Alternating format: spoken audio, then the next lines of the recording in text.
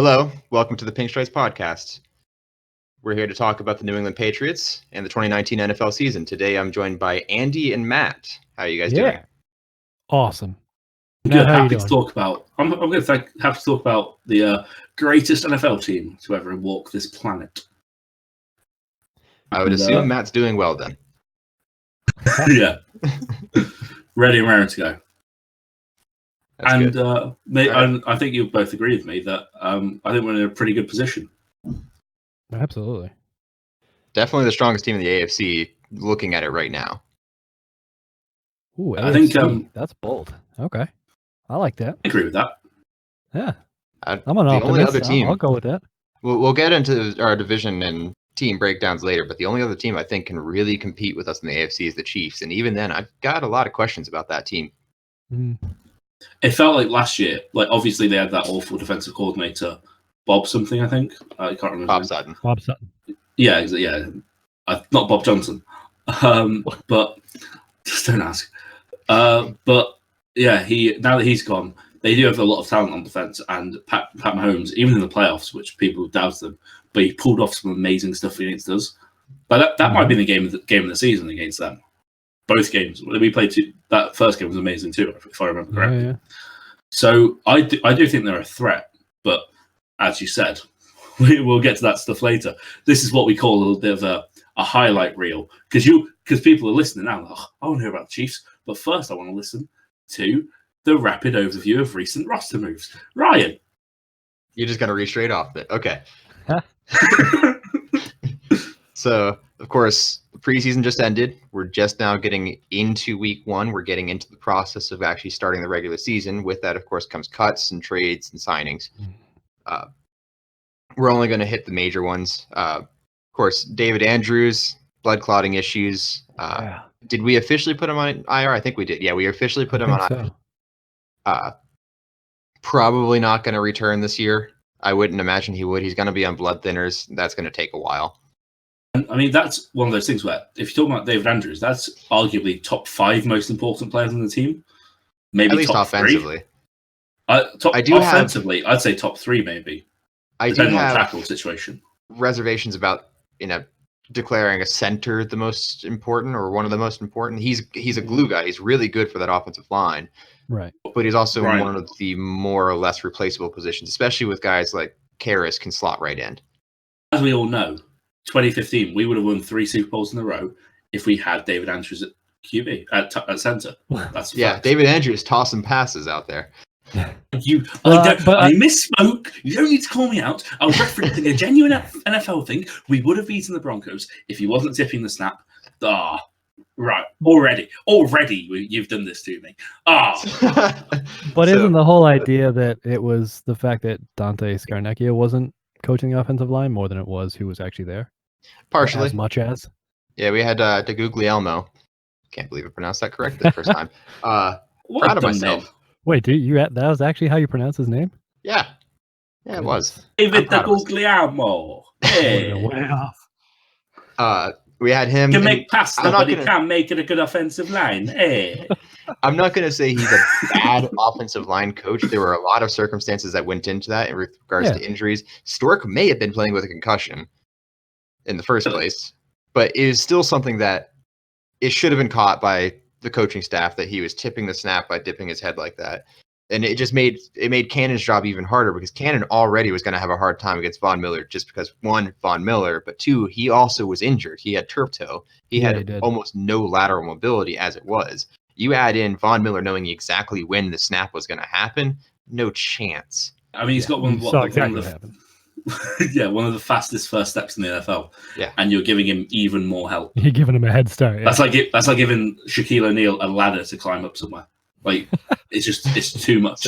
You think he's ever been on a ladder? I'm going to say no. I think he's been. I don't think he's been on a ladder. No. I don't see what's too heavy. Yeah, but you can get strong ladders nowadays. Welcome to the Pink Stripes podcast. They make them out of metal. Start with ladder talk. Let's talk about the 2019 New England Patriots then. So Gunner. David Andrews. Gunner. First, we're going to start with David Andrews. We spoke about David Andrews. There are concurrent moves. He's done. Though. We made you 3 mean that? different trades for offensive linemen. Russell Bodine, Corey Cunningham, and I'm going to butcher his name here, Jermaine Eluminor. Nailed I it. guess. So his They're name all is Bodine. Is it Bodine or Bodine? I don't really care. He's not going to start. Bodine. It might be. I think he might. Ah, yeah. Because he was good. He was a class player with Cincinnati in my mind. Years ago, yeah. Oh, that's All right. right, years on ago. that train. But everything happened years ago. He's not been good since. And Ted Karras should be fine at center. Ted Karras should be fine, but I still think that in the right situation, he might be a guy that once he develops knowledge of the system, we might slot him in occasionally because we do like to rotate our offensive linemen throughout games. Yep. But I would like to see him play in at least a couple games this year, just so we know what we have for them. Maybe. Or at least a quarter. Like in the fourth quarter, blow out something. If we already know what we've got with Ted Karras, for instance, and I see no reason to put him in. If he's in my mind, line is healthy, I do not want to see him at all on the field. Yeah, but I meant in my mind if Ted Karras was weaker. But if Ted Karras is playing fantastically, which he might end up doing, he's a good player, then I'd be happy with just keeping him in. Because why rotate when you don't need to? We're not Pep Guardiola over there. Of course, along with that, we've also released a number of players. Cole Crossan's, of course, gone. James Ferentz, Dan Skipper. Skipper is just a big, tall guy. So, dude, Dan Skipper doesn't sound like a real person to me, and that is my evaluation. He sounds like the good old boy. He sounds like computer generated name. Yeah, it's like I don't believe he's real. Offensive lineman in Madden. Yeah, exactly. I was like, I don't think he's a loss because you can't have that name and then play well. I just don't believe it. Well, I don't think he's a loss because he just wasn't good. Yeah, exactly. Flat out. I don't know who he is, but I'm assuming based on the name that he's shit. The only reason I know about him is because he's 6'9". He's 6'9". He's huge. That's just too tall. But Trent Brown's throw over that. How do you throw over that? But he's that tall. And you'd think he'd be able to use that superior length to have some kind of advantage, but he can, because of that height, he just gets out leveraged like it's nothing. He cannot get his pad level. No sense of gravity. It's he does have one. It's just way too high. It's almost comical. Because you do get players that tall, like Alejandro Villanueva. Yep. I believe I pronounced that correctly. No. Thank you. He's class and he's like 6'8". He's a good little Dan player. Skipper did make it onto our practice squad, though. That isn't much, though, is it? Technically, he's a member of the New England Patriots. He'll get himself a ring at the end of it. I'm not entirely encouraged by any of the players that made it to our practice squad. I don't expect to see any of them at any point, really. But so I guess we could talk about Gunner now. Yeah. You really wanted to talk about Gunner. He's a feel-good story. He really is. You sure you don't want to keep going on about offensive linemen now that we've lost all of our building listeners? block of the offensive line is the building block of the it's true. The entire team. And losing David Andrews is a big deal. Wide receivers as well, though. Especially ones that I call him a wide receiver very loosely. That's not really going to be his role with the team. Well, I think we all said that about Edelman when he came in too, didn't we? Yeah. I don't know. I mean, the poor man's Wes Welker at the time because he could return punts. And so Edelman's he was taking time off of. You can't expect anybody to do what Edelman did, though. That's true. I think he gets a bad rap around here. Put an expectation on somebody to become the wide receiver that Edelman became from the situation he had is. It's like when we sign. It's like when we sign a UDFA who's like tall and somewhat fast, and we're like, "Oh, it's the new Randy Moss." Brian Timms. It's just not the same situation because, like, arguably, Edelman has a case for being the greatest wide receiver in Patriots history. He has a case. He has a case. He's got a case. That's all I'm saying. He's got a case. It might not be a strong one, but he's got a case. He's in the discussion, yeah. And you can't expect Gunnar Oshleski to be anywhere near Olszewski. Olszewski. This is a weird question, but is he black? No. Someone sent that picture in earlier, and he was black, and I was like, "Oh yeah, how did I not realize he's black?" No, he's white. That's the only reason people are comparing him to Edelman. Racists. That's something that's going to be cut. He's on the Gunner's on the 53-man roster, right? Yeah. So what happened with that? Gunner was initially going to be released. Right. Last second, we traded Keon Crossen to Houston, which surprised me because I really liked what Keon Crossen was doing with us. I figured he was going to be. He's a really good special teamer. I figured he showed that he can play effectively as a defensive back. So trading him was a bit of a surprise, but because we traded him, that freed up that roster spot, and Gunner was the guy that we kept. I think the Patriots were really afraid that Gunner was not going to clear waivers, especially since they knew very quickly that Braxton Berrios was not going to clear waivers. Right. Yeah, where did he end up? The Jets? Yes, he ended up with the Jets.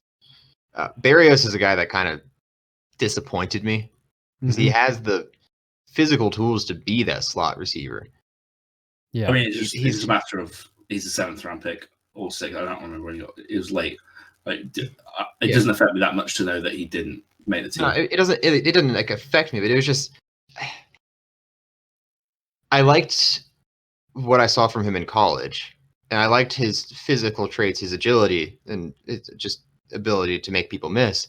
But he had so many opportunities this preseason or this offseason to show that he could be an effective tool in offense, and he was invisible the entire time. So that was just a little bit disappointing to me. It is. I think there's an argument there that just because we were so happy with all our wide receivers that he kind of was like appeared more dull because he was around so many bright areas. But at the end of the day, I don't know why he might show something on the Jets, but I just don't think it's a loss to us. But as you said, no, it's not a loss. I was just hoping he'd be better. Yeah, the loss is with the hope. Yeah. Aaron Dobson. The loss is the hope. I had so much hype for Aaron Dobson. There's never been a better case study of tempering one's hype than Aaron Dobson. I like how we've. Yeah. So we've mentioned Chad Jackson, we mentioned Aaron Dobson, mentioned Brian Timms. So we're working our way through that list. There we go. There's another one. Well, to be fair, I was never that hyped about Tompkins. I figured he was just okay. I was on the Tompkins train for a while. He made some nice catches in preseason. I'll forever love him for that catch against the Saints, though. That was that was a fantastic day for New England sports. Let me tell you what, because that was the day David Ortiz hit the grand slam too. Yep. Oof. Yeah, it was a good day. That was fantastic. You hear Brady say that that wasn't one of his favorite throws? Really? Yeah, he's like, no, that was more of a defensive breakdown. Oof. That's cold. I bet one of his favorites is probably that throw to LaFell against the Ravens. Yep, that was on there. Oh yeah, definitely. The throw to Gronk against the Broncos on 4th down. Oh, definitely, yeah. That was on there. Welcome to the Pink Stripes podcast, where we reminisce over the past years of the Patriots instead of talking about the future. I'm down for that. Time for a segue. What do you think we're going to do this year? The expectations for the New England Patriots are obviously high this year, and they're high every year. You go into every year, you expect to at least make it to the AFC Championship, which, of course, they've done every year since, 2011? Yeah, that's why they call it the Tom Brady Invitational, right? Exactly. Or is that just me? So you have that expectation that they are going to make it to the AFC Championship at least. So when we discuss the Patriots and we discuss concerns and everything, it's going to be about are they going to do what we're going to do. Are we going to win the AFC Championship? Are we going to win the Super Bowl? That's what we're discussing for expectations for the most part, because I think everybody here, all three of us, are going to be on board with we'll at least make it to the AFC Championship, or at least we should. Yeah, I think the conversation is what are the scenarios that could prevent that? And I don't know that there are many out there. No, especially not with the weakening of the AFC very recently because of Andrew Luck's retirement. Right.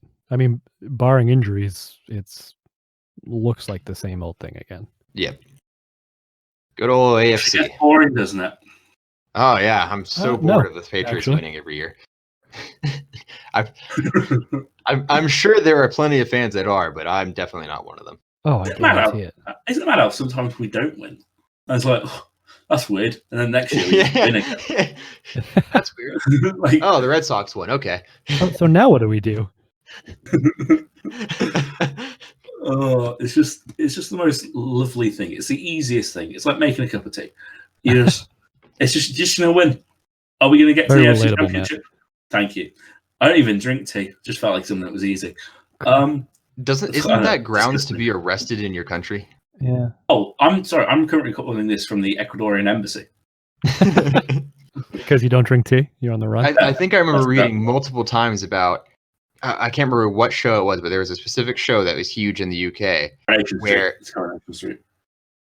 What was it? I know the fact it's Coronation Street. Yeah, where the UK had to take from the French power grid because everybody would turn their kettle on at the same time. Yeah, the ad break would cause so many people to go towards the kitchen and start using electronics. It required major diversions. It's just the most imaginably English thing. It so is. And the most imaginably New England thing is winning a Super Bowl. It's going to happen again. Winning championships in general is a very New England thing at this point. Oh yeah, that's 20 years. 20. I forgot about the Celtics. That's been going on for a while. Christ. It's just got to make so many people sick, and I love it. New York, Philadelphia, and Los Angeles are just probably sick to their stomachs because of how great Boston's been.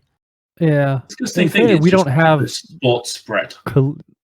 Yeah, we don't have collegiate sports. It's just professional sports up here. Because up in Boston, we care about the smarts. Again, when we started that football, I don't know what to. That was so bad. Sorry, I wasn't trying to be good. All right. Well, then you nailed it. How do you like them apples? Hey. Oh God. Pizza. But it's the spread of sports that impresses me because it's like all four. Yeah. While every other one, like then the revolution over, they're just eating glue and losing every championship they ever make it to. Soccer isn't a sport anyway. Except it's women's in the World Cup. America. I love the way you pronounce soccer there. Soccer. It's just a ridiculous word. Just call it football, man. You are the ones that invented the word soccer. I know. To be fair. Every time someone brings it up, it's like we're just learning from you, Dad. We invented baseball too. Go screw yourself. Next topic. All right. So is that your version of segue? Yes. Yeah. Segue. So, moving on. With the expectations of the New England Patriots, we're going to talk about our anticipations for the offense specifically to start with. So it's all good. We're going to start with the offensive line because I know. I think we've already kind of gotten into that a little bit. Clamoring for it. I think the offensive line will be fine. We're going to discuss this for a second. I think the offensive line is going to be fine regardless. As long as Shaq Mason's healthy. Oh, okay. Our guards are really good. I like our guards. Shaq Mason's arguably the best right guard in the NFL. And when he was out for time last year, we noticed it. We noticed it against Tennessee in particular. When Shaq Mason misses time, our offense grinds to a halt. I think, as everyone always says, that interior, I don't even know why I'm saying this because it's so obvious. The interior is so important because Tom likes to use that area. So no, personally. Yeah. So Shaq Mason's just such an important player. It's the same reason why a part of me is a little anxious about the center situation. But I do think that when you have Mason and Tooney on either side, it helps out a lot. Yeah. I don't get anyone being worried about because separately, our offensive line's fine as long as the right side stays healthy because those two people are concerning. And the other thing is they're not just pass blockers because they can run block as well. And I like that. Isaiah Wynn doesn't worry you? I am not worried about Isaiah Wynn after what I've seen from him. Okay. Now I'm not saying he's going to be as good as Trent Brown was. Trent Brown was the best left tackle we had playing in terms of quality of play since Matt Light. Nate Solder was good, not great. I think Trent Brown is basically great last year, especially in pass protection. Yeah, no, I'm more worried about injury-wise. Coming back from that specific injury. I'm not too concerned about it because of his age. Fair enough. I think it was more or less just a freak injury, and based on what I've seen from him, he physically he looks great. Like, he's explosive off the line. His technique is sound. He's not getting beat quickly off the edge or anything like that. He's beating them to the edge usually because he's just good laterally. He's getting upfield and getting to the second level. It's good football from him. My fear would be, and it's not a real fear of mine, the argument I can see working is that if you say the thing that always made up for having weak tackles or having tackles who weren't exceptional sometimes was that we could move Gronk and Allen or whatever time we had at the time around to help those tackles out, like when we were against Von Miller. But I do think what's his name, Wynn's fine. And I think that it might end up being that we use Devlin in the backfield to cover that in a way. Devlin's going to be on the field a decent amount. We're going to run a lot of those 21 sets with Devlin and Sony Michel, and Damian Harris will be there. I think Damian Harris is very exciting. Doesn't 21 mean you actually have a tight end out there, though? No, I think that's 12, isn't it? It might be. You might be right. I might be getting it confused. But I think 21 is... Either way, you're 21 still is expecting a tight end to be. Sorry, 21 is two. We're gonna have any. We got Izzo's going to be out there, and Lacoste should be out there. Izzo is not a receiver, but he's a good enough blocker. Okay. That's what we drafted him for, was specifically for his blocking ability. Both those boys are real big. In a certain way, when you're blocking in the way that we are, if you're blocking with 5 men, the tight end can almost, if he's being part of a double, if he's doubling with someone, it's almost just being a warm body sometimes. And I mean, all he's gonna have to do anyways, especially with good offensive line, all he's gonna have to do is chip somebody off the line anyway. Yeah. What's weird is I searched 2-1 football, and then I searched 2-1 American football into Google, and just got nothing that would indicate what we're looking for. Anyway, but yeah, offensive line, we're fine. I don't see anyone. Like we've got, honestly, if anything, Wynn should be exciting us because we've got a young player who's playing so well. Yeah, I really liked what I saw in the preseason. And then, apparently there's a Japanese manga called Eye Shield 21, and it's American football is what it's focused on, and somehow that's more relevant than this is so annoying. Then you got anyway. But then your running backs really solid. I might be cutting that one. Let's talk about running backs. I'm sorry, I'm just having a bit of a breakdown. But the running back situation is also very solid, isn't it? Because you just our backfield's great. You as said long as they're names healthy. Because last year we thought our backfield was great, and then they all died, and we had Patterson out there running. Yeah, they all died week 1 almost. Yeah. Because who was Jeremy Hill? Jeremy Hill immediately went down. Rex Burkhead and Sonny Michel, and then we were trotting out Cordarrelle Patterson as our main running back against the Packers, which it was effective. He ended up being good. Yeah.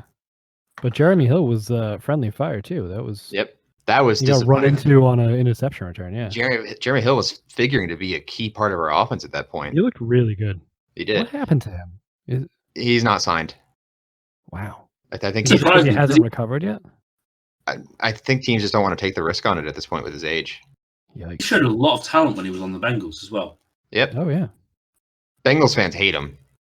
I feel bad for him because of it. Because he left. For that fumble. No, for the fumble against the Steelers in the playoffs. Anytime he posts anything on Twitter or Instagram, they immediately... It's ridiculous. I wouldn't know about this, but I've heard that losing makes you bitter. None of the people listening to this podcast have to worry about that, though, because success is just in the name. I was just surprised that there were enough Cincinnati Bengals fans to do that. No, when people say, Jeremy Hill says, I'm getting so much hate, he means he gets one comment. The one guy left. It's the same Bengals fan every single time. It's the entire Cincinnati Bengals supporters club. It's like that. And it's that Marvin meme Lewis. that's It's like that one meme for the guy that's like the Manchester City supporter, the guy that was on the stock videos and all that, where he's banging that drum. I know what you mean. Oh God. Then Sony Michel, incredible runner, first round talent he showed last year. I really liked what I saw from him when he was playing too. He looked so much more explosive. Like the fact that he improved. Last year he was impressive because of his vision, his ability to read and run, despite being limited physically. His knee was definitely bothering him last year, and you can see that with the way he's running this year. Yeah. This year he's added a whole nother dynamic to it with his ability to he had like a 30 or 40-yard run that got called back for a hold, but the hold, or it might have been a block in the back. That penalty doesn't matter. What matters is what I saw from him on that play. Right. Making people miss, which is something he really didn't do much last year. He had one of the most beautiful jump cuts I've seen from a running back, honestly. He lowering his shoulder into every single play and getting an extra 2, 3, 4 yards every single time. That's my favorite part. Running away from people in the second level. We did not he see struggled that with that all last year. No, and I'm assuming that had to do with his knee injury, but yeah, he would line. break through the line and then get caught from behind. He'd get like 10 yards every single time because he couldn't outrun people, but now he just looks explosive. I am a little surprised we kept Rex Burkhead, though, I have to say. So am I. I don't hate it because he's so versatile, but yeah, he was one of the ones that was on my cut list. But I keep hearing that Sony Michel has actually been confident featuring more in as a receiver, which I haven't seen yet, so I don't know if that's true or not. But if that's the case, then there's no longer an 80% chance you're running it when Sony Michel on the field. Exactly. It's for me that what I love about that, and you kind of said it there, is if Sony Michel is considered to be able to catch it, then we've got 4 players who can run and catch at a reasonably good level. And I think that just gives you so much potential in terms of first disguising what you're doing, as you just said, but also that they can you can move it around and you can rotate the running backs out. And so Michel hopefully won't have those knee issues because he's running it 30 times a game. And you can also run the fast-paced offense as well that they do. Oh yeah, because you can bring the players in and have them act in that way. Yeah, or just without swapping, you can go from 2 tight end set with James Devil as your fullback to split them all 5 wide like they do. Yep. Underrated aspect. That's something that we like to do. Is we like to go into our base formations and force the defense into a base formation, a base 3-4-3, whatever. Yep. And we'll split everybody out 5 wide. We couldn't do that at all with Sony Michel. If we can do that now, that's going to be deadly. Yep. Just because I feel like we haven't mentioned him, I think I should both agree he deserves it. Damian Harris has impressed me. Yeah. He looks like such a good runner, and I feel he like looks the part. He's a big physical guy. I like that. I like a physical runner. For me, what I feel like this might be the most talent. I don't know the last time the Patriots had this talented of a committee. Because Sony Michel, genuine first-round talent, and he showed it. James White, he's a top receiving back in the league, if just by that metric. Damian Harris, he was a third-round pick. He's shown more than that, I think. And Rex Burkhead, very reliable. He's also a top player. He's not. I mean, he was the one getting the ball at the end of games in the postseason last year. He's the one that scored the winning touchdown against Kansas City. He's reliable. He's the one that's getting the ball at the end of the Super Bowl. Yeah. That's the other thing. I can trust all of them. I'm not scared if any of them get the ball. It's not a situation where we're gonna have to pull out Jonas Gray to play a game for us. It's genuinely Sony Michel. We don't really want to play him today. Oh, I guess we're gonna have to go with that fantastic player James White. Oh, we don't want to play him either. Then we've got Damian Harris, and it's like this. It's such a great depth chart. It might be the best committee in the league. But I think maybe the Bears are better than it. I think that's an argument that you could make if you wanted to.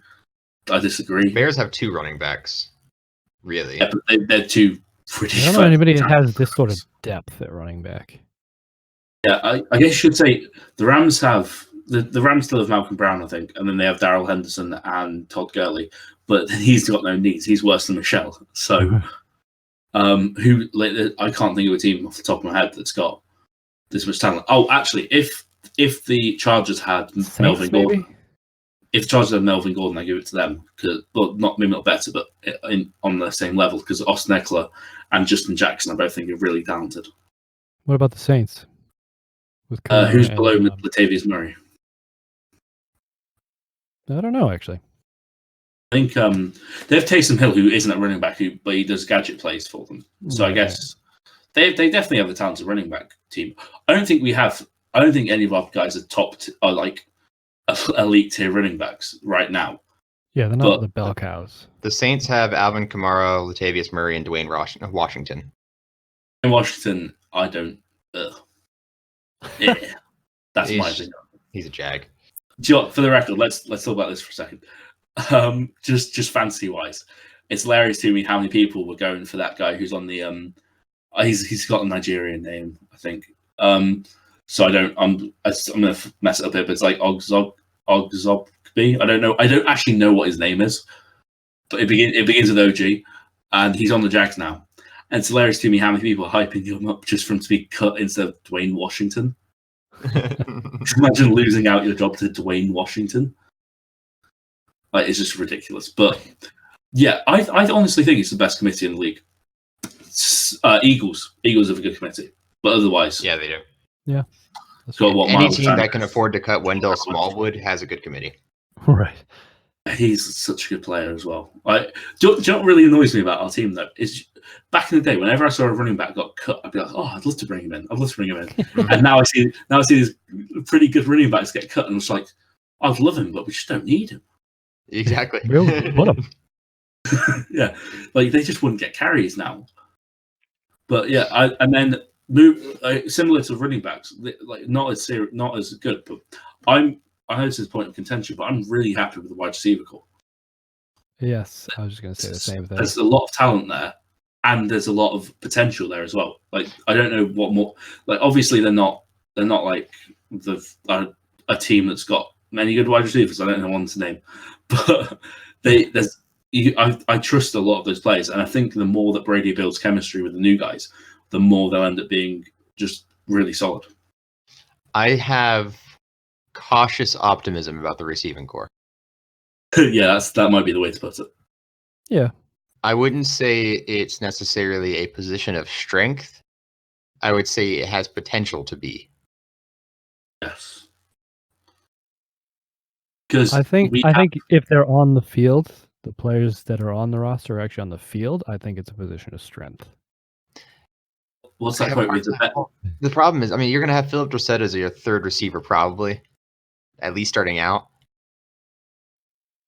I don't know if that. I wouldn't call that a fear because, firstly, I know you're about to insult him.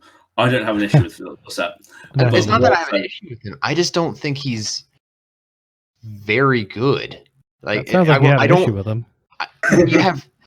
He's extraordinarily average, and when I can't call it a position of strength when your third receiver is Philip Dorsett. He's only our third receiver as of now, though. Right. Andy, what's your the issue I have with Philip Dorsett is he can get open, yeah, he can get catches, yeah, but he's not getting any yards, especially not after the catch. No. He's more likely to come backwards than go forwards, it seems sometimes. That's true. But he's reliable. Brady trusts him. And the trust is a big deal. Yeah. So he's got I do like that. Same thing. He trusts him. He moves the sticks. Edelman can actually Edelman's more of that X Factor type guy that can do so much in so many ways. Right. And the opposite side, you have Josh Gordon, who I think we all know what he can 3, do if he's on the field. Yeah. He might be. He's really good at those 3 to 4 routes. I'm going to get a lot of hate for this thing. In terms of pure talent, Josh Gordon might be a top 5 receiver in the league. Oh, yeah. Still. I was going to say top for the record. I was going to say best. That's why I started to say hate. But seriously, top 5 isn't out of reach for him. Obviously, he did coke and drank a lot, and you shouldn't be doing that because the law. But the fact that he was doing that and was still a top 5 talent in the league. It's just this. There's got so much potential with this team. I know everyone's been saying, it's the best receiving core of 2013, but it's just even now the talent is ridiculous. Like we've got a especially first when round. you have We've got Demarius first round. Thomas and N'Keal Harry coming back at some point. I do pump Right. the brakes on Demarius Thomas a good bit. I don't. I don't saw him either. in the 4th preseason game. That's all I needed. I told you I'm an optimist. I am on that train. After seeing him in Houston before his Achilles popped, He looked good. That's a stretch. He looked good. He looked slow. Ryan, Yeah, as he's I'm still sure you catching know, things. sometimes players don't work in some places. I think Demarius Thomas can be perfectly serviceable. I will stop very short of calling him good. All right. Here's a question for you then, Ryan. Philip Dorsett or Demarius Thomas as your number 3? Philip Dorsett. I think the thing is with Demarius Thomas is that he is the most, excluding Josh Gordon, he is the wide receiver who has been, actually including him, at his peak, the best wide receiver we've had since Randy Moss, I would say. Outside of the guys who like 1 or 2 day cuts because they were 50. Production-wise, yeah. Sorry, production-wise is what I'm saying. Yeah. And he hasn't lost that much. I don't think he's lost that much of a step. And if he's on his day, on the right day, hopefully Sunday, then Demarius Thomas used to be a deep threat. He's not that anymore. He's a deep threat, but I know you saw him with those when he dragged the ball down, and like he didn't have a great catch rate, but when he was catching, he was immense. Yeah. I mean, he's a guy that can catch in traffic really well. He can bring the ball down with people around him. Yeah. He's just not going to burn people anymore.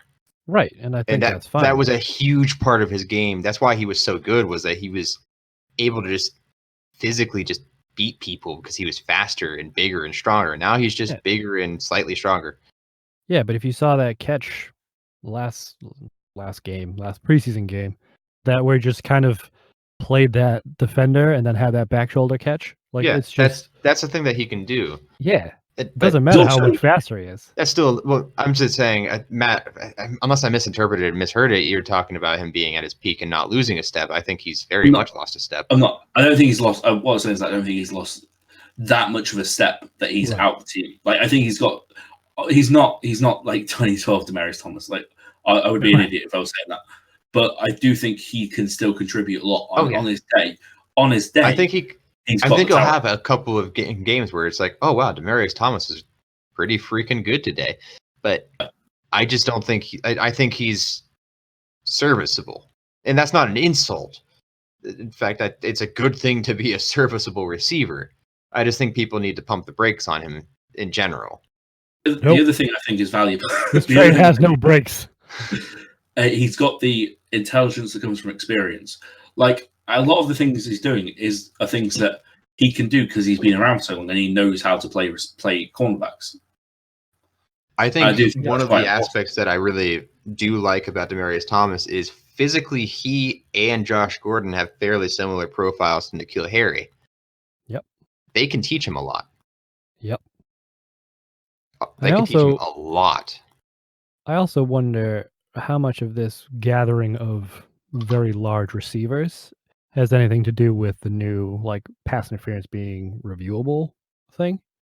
Well, based on the way they're calling things in the preseason, I don't think we're going to see very many of those calls overturned unless it's absolutely egregious. That's true, but I mean, this kind of goes back to the whole Ravens of the mid 2000s. Their offensive game players just chuck it deep and hope for a pass interference call. Wasn't even the 2000s. That was up until like they won the Super. They won the Super Bowl 2013 with that. Yeah. Oh, they were such a ridiculous team. Record. Just quickly, this is my very minor diversion. I remember when those lights went off during that game, and all I did was watch Top Gear for an hour until they came back on. I turned the game off at that point. I'm like, it's over. It's fine. And then they almost came back. No, because I realized that I didn't even care if they did, because then one of the Harbaugh brothers was going to win, and I didn't like that. I liked Jim. I couldn't say neither of them. There was no way I was going to miss the last bit of meaningful football for the year under any circumstances. And he's just not a real fan. The only way... The hell I'm not. The only way I could see that happening is if it was a Jets-Giants Super Bowl. I might skip a Jets. That was basically what it was. The Harbaugh brothers. Are you kidding me? The glory of that is basically Jets Giants. There is nothing worse than when two New York teams play in a championship together. Yeah. When was the last time that happened? Exactly. The New York Yankees and the New York Mets did it once. Are we talking about like the 1850s? That was like 2000. Oh, Yeah. really? Wow. Is that way? Because the Mets don't. I can't use the words on air that would have to describe the quality of the New York Mets. One of the saddest franchises in the history of professional sports. They disgust me. Gosh. Let's talk safety. I would say Brian. I'd say Brian would be upset about what you said. That's why I said Brian it. would just probably nod and agree. Yeah. Any Mets fan would nod and agree. And then pass out in the closet. Safeties. Are we talking about break? Oh yeah, because quarterbacks. He is on the offense. Yes. Yeah. We still have to discuss, that scrub Tom Brady. I'm just trying to. What are we gonna do with that kid? I think we just cut him and bring in Brian Horrigan, pay him $12 million, and then keep Jared Studham as our starting player. Jared Studham. Love it. It's just such a name that has already begun to annoy me, and will continue to do so. I need to get get that that on a soundbite t-shirt. that they use in the Patriots Unfiltered podcast because it's beautiful. We're gonna get Ripping off other podcasts already? This is our first hell yeah. episode. If you ain't taking ideas from other sources, you ain't living. Like Studham, I think he represents something that we can. We're not in the position of other teams. If something did happen, I would trust him to make something happen for a few games at least. And then Tom Brady is what I think they did a perfect job of helping Tom Brady. They've built up the offensive line more. They've built in the running game more so that we can actually run the ball and we don't need to rely on him as much. And we need that deep throw. We need something magical to happen. He's still got that going. So I like the whole point with this offense is that I have not worried about the Patriots for years. They never actually provide me with any worry, and it continues to be the truth. If I worry about Tom Brady, I'm going to start worrying about why if there are chemtrails in the clouds, because that's how ridiculous it is. Yeah, Tom Brady's going to be just fine. He's going to be an elite quarterback, and his stats will probably have a pretty significant uptick in the coming season because he's not going to have such a ridiculous amount of flux in regards to both the running back and wide receiver positions. Oh yeah, especially the beginning of last year. Yeah, it was all over the place. He had inconsistency in the early part of the year because he didn't have consistent personnel around him, and he had inconsistency in the middle to late part of the year because he had a knee injury that was bothering him and he couldn't get his technique down. Yep. It's no surprise that he came alive late in the year when he was no longer injured and he had a consistent crew around him. Tom Brady's 1 year removed from an MVP season. Like he's the year before he could have won, and it's just he's such an incredible player, and it's just I don't get these people talking about aging now as if we haven't. If he was going to age, he would have done it already. Oh.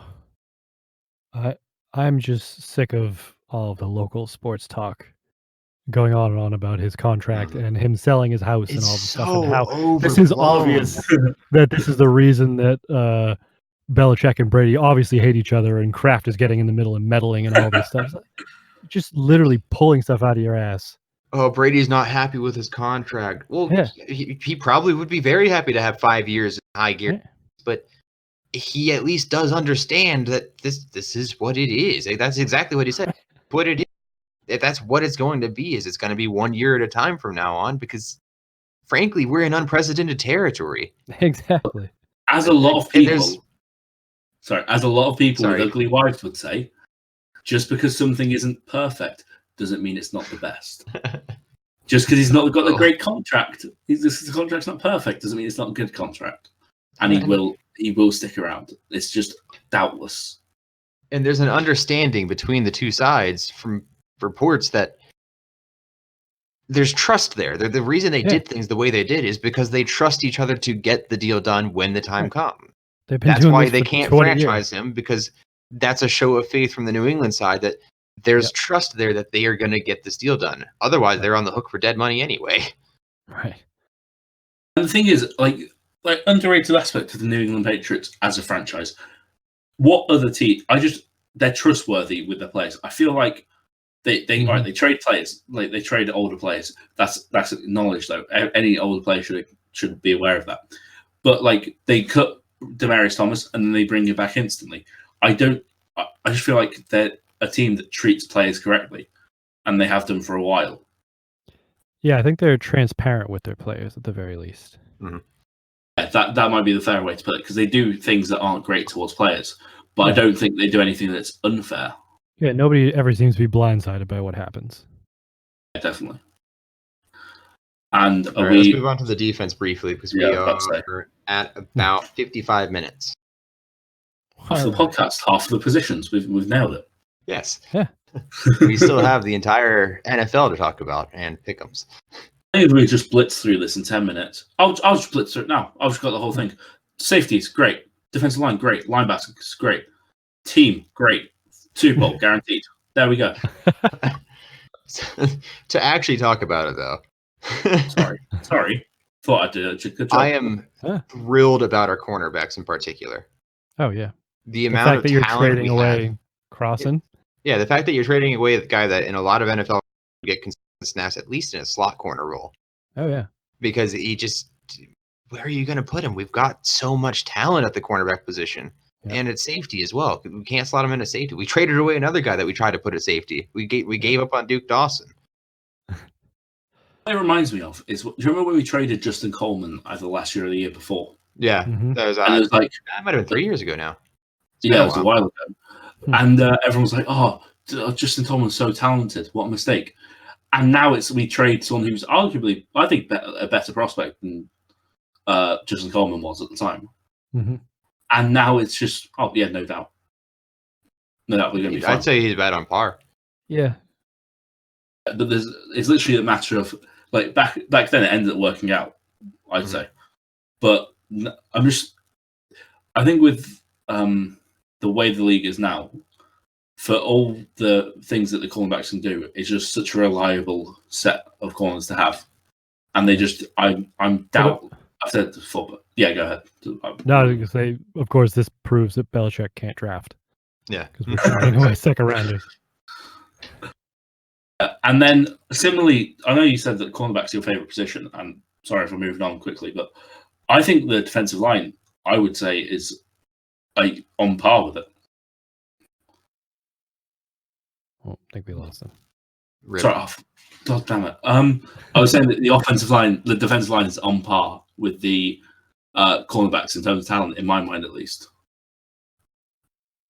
I think there's some I wouldn't marks. put them on par, but I'd still say our defensive line, our front, like for the pass rushing set.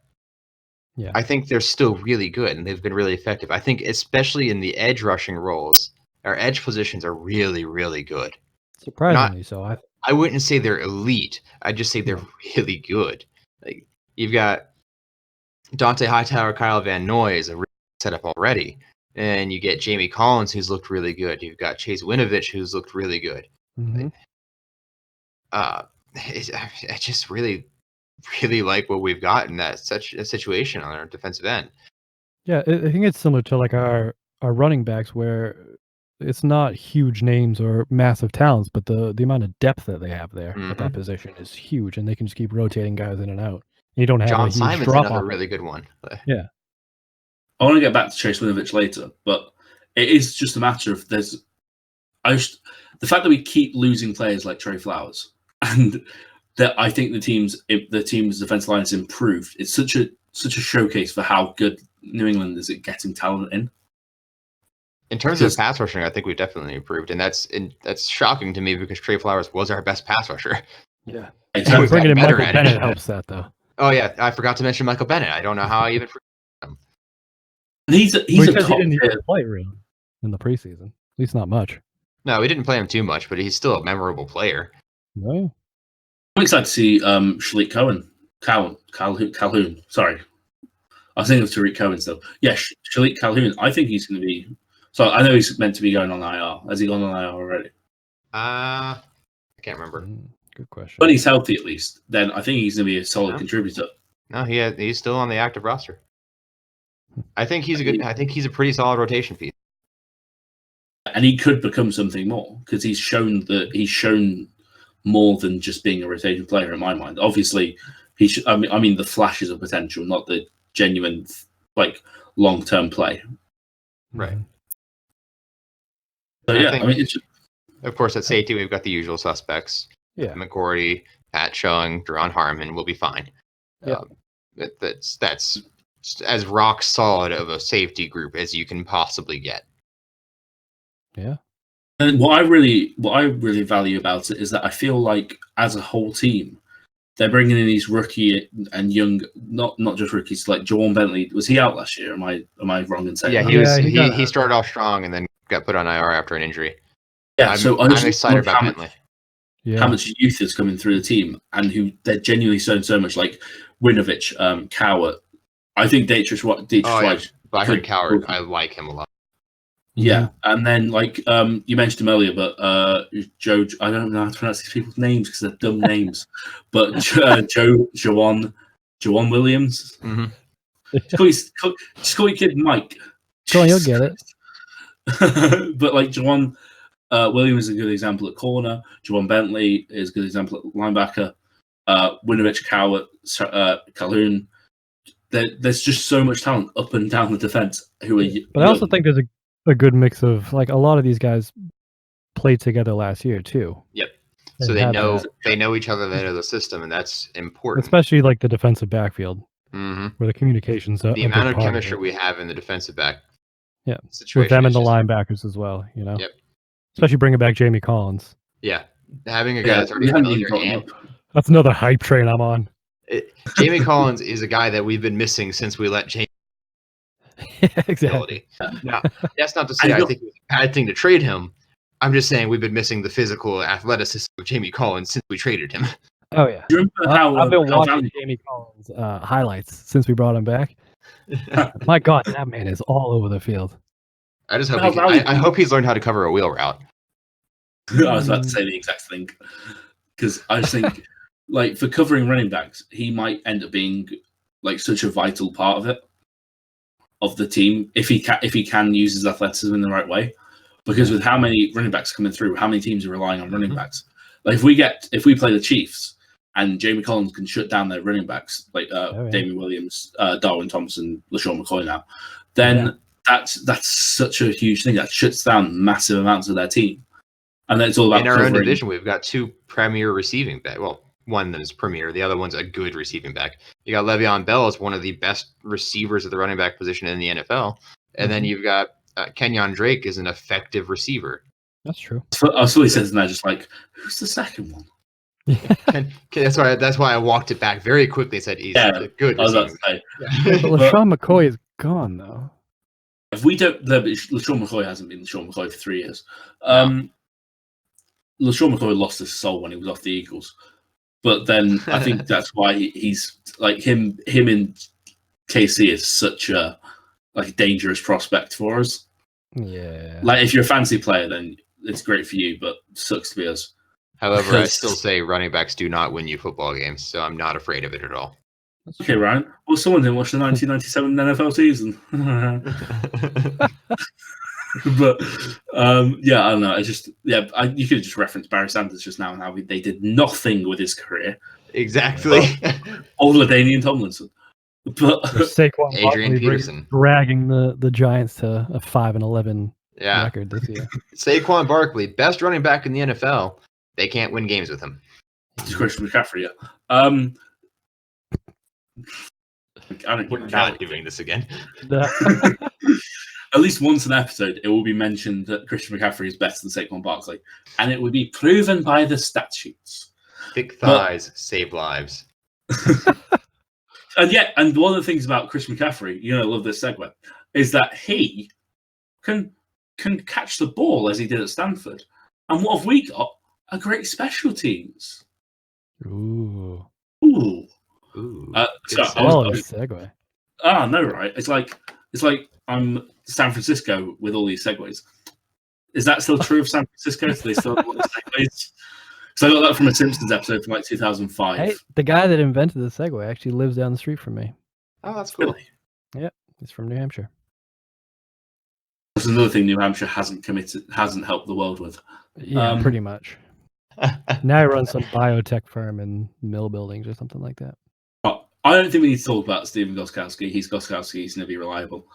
Joe Cardona, he's good at his job. What I do want to talk about is Jake Bailey. We've spoken about him, mate. Jake Bailey, I'm really happy with him. I'm excited about his potential, but I was a little surprised that they moved on from Ryan Allen, personally. I was surprised when we drafted Jake Bailey. I was not surprised when we cut Ryan Allen. Because you don't draft a punter in, what was it? What would you draft him in, the 5th or the 6th round? Yeah, you don't 5th. You don't draft a punter to keep the other punter. That's true, but I just... As if we carried 2 punters into the regular season. Imagine being the player that was cut in order to keep 2 punters on the team. To keep the backup punter. That'd be the most Belichick thing in the world, except it would also be so un-Belichick to make that sort of mistake. But Jake Bailey has... Except it wouldn't be a mistake. Jake Bailey has a cannon of a leg. Just has some consistency issues. And I do have some mild concerns from him as a holder because he did have the mistake that with the laces in and Steven Gostkowski missed. But that's still something I think that just happens on occasion. And I think it'll get worked out just fine. Yeah. Andy, what I know about Jake Bailey, he's got such a cannon, he could play right tackle. Ew. Right, I didn't even address you because I knew you'd be disappointed. But I don't really get. I honestly don't mind losing Ryan Allen. He was the MVP of the Super Bowl, arguably. Yeah, that's what surprised me so much. Is I felt like him and Slater had such a chemistry that it seemed like Slater was down there catching half the punts. Yeah. Instead of the return guy. At the same time, how catching it out of midair. That's a fantastic last memory for a guy, though. That's true. For a punter, especially. Yeah. Has Allen really been that consistent? Yeah, like especially inside the 20, he's always been really good at directional punting. Know about that. Yes, I think he's because I don't watch him, but I've been reading these articles, and they've been saying that he wasn't being that consistent. I don't watch this guy. But I can't think of any time where he wasn't. I can't think of any game where I was watching where I thought, "Oh, Ryan Allen, what are you doing?" You know. The problem Ryan Allen had after a bit was he started out with a powerful leg, but he definitely didn't have as strong of a leg later on. But what he improved at was that directional kicking, that ability to pin people deep. Right. Then I do think Jake Bailey can do that now. And I think he'll improve more in the future. I think the concern we have with Jake Bailey is his technique for punting is one that will inherently be a little bit less consistent because he kicks on the outside of his foot. Mm-hmm. Which is weird. If it works, it works. But yeah, because isn't that supposed to... I remember reading some article where it's supposed to kind of knuckle the ball a bit more. Yeah, makes it harder to catch. Yeah, exactly. Which you actually saw in the preseason. A couple of returners had some issues catching it cleanly. It was because the people are always talking about the left-footed punters for the Patriots, and it makes it harder to catch. When actually, I think the actual statistic for it isn't about that because it's such a minute difference, which I'm sure Patrick probably knows about anyways. Let's pause for a second. I don't want to do this because we did this last week. However, I know it's in the delay point, but it's inaccurate. 0.5 to 1%. Now, over a whole season, 1,000 punts, that makes a huge difference. That can win you a game once in a while. So I don't think we should call it a minor difference. However, will I accept it's not the biggest difference in the punter? A better punter isn't going to be cut because he's right foot instead of left foot. Yes. However, I just don't think we should say that a 0.5 to 1% statistical difference is minor in the grand scheme of thousands of punts. So now we've got that sorted. Carry on. Are we punting 1,000 times in a season? Because I've got serious concerns about our offense. Are there not punts that happen 1,000 times a season as a collective league? Yes, there are. Does one punter do it 1,000 times? No. However, 1,000 left-footed punters is not all based on one guy. How many left-footed punters are there in the NFL there, Matt? Like 4. This is thrilling. No, it's like 9 now. No, I need some more punted talk. This is great. There's 9 Can we talk about the wind direction at Gillette too, and how left-footed punters would kick into that as opposed to right-footed punters? That's what I was going to bring up. Is that left-footed punters do have slightly more range due to the building of the stadium? However, at It's the same also time, minor difference. It's the same thing. If But you have a better right-footed punter, you're going to take the better right-footed punter anyway. I agree. And we have the better right-footed punter. Because at the end of the day, there's as much as I appreciate that Ryan Allen is a good punter, he's not got the magic of a bloody cannon for a leg and a ball that isn't able to be caught. Like, that's just something that's really fun. And I think there might be an argument, like, Ryan, genuine question here. And Andy, feel free to answer on your own time. Would you rather have more consistently deep punts or a higher chance of a fumble? Higher chance of a fumble. How much higher of a chance of a fumble are we talking? I don't know, mate. You've seen 1%. The two players. 0.5%. No, but you've seen the two players, so imagining a slightly higher. I would rather have the other team pin deeper, usually, actually. Less points per drive if they're deeper. That's probably true. And turnover battle is what, the number one? I don't know, but it's number one. But I'm thinking it's still going to be a significantly smaller rate of stops. Like, the turnovers, it'd be great to get more turnovers, but your chances of getting significantly more turnovers is a lot smaller than your chances of stopping them from scoring significantly more by pinning them inside the 10 every time. And the other part of that is, how often are the Patriots punting from their own side of the field? I mean, that's a fact one. That's why I really liked what we had with Ryan Allen in the first place. Exactly. You didn't need a super powerful guy. You needed a directional punter because you're punting. Yep. Usually, you're punting from your 45 or like the 50. Exactly, just outside of field goal range. Yeah. I mean, in the grand scheme of things, I think the summary point with the special teams is that we've done something unusual with the punter, but once again, as we've said with the offense and the defense, it's all smooth sailing as far as I can see. Should be fine. All right, moving on briefly to return specialists. I know somebody is all hot and heavy about Gunner. So, all right, here's a question for you: who's going to be return kickoffs? Because the depth chart officially states Matthew Slater. I don't believe it. He's done it before. When? How long ago? Same year that he's like 45 years old now. He's still fast. He still burns down there. He is fast. It's same year that we had not Golden Tate, Brandon Tate, and Devin McCourty doing it occasionally. Oh, that's right. Oh, yeah, that's right. That was a while ago too. That was the year Devin McCourty had a kick return for a touchdown. He brought one back. That might have been 2010, wasn't it? Give or take, yeah. I'll say 10 or 11. Because I think it was Devin McCourty's rookie year that he did that. Yeah, he's a burner too. Third fastest ball carrier in the NFL last year. I wouldn't be surprised if it's one of the running backs, like a Rex Burkhead or a Brandon Bolden. I could see Bolden doing it. Yeah. Sorry, who was the third fastest? He did it a little bit. Player? What? Who was the third fastest player in the NFL last year? The third fastest ball carrier in the NFL last year was Devin McCourty. Yeah, on his pick six against Buffalo. Yep. I think it he still has like a 91 speed in Madden, by the way.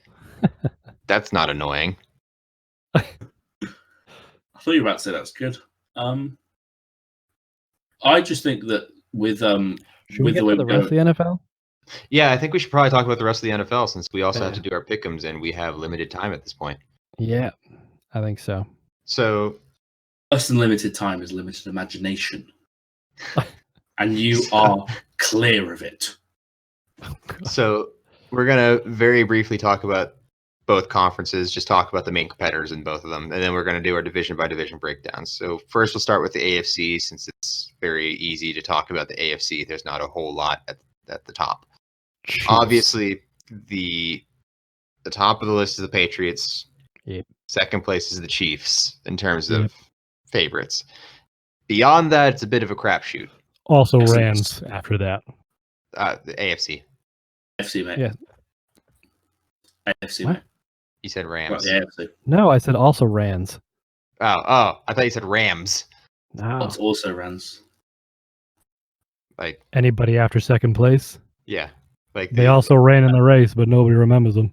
exactly. That is Like- not a thing. That is absolutely a thing. No, it isn't.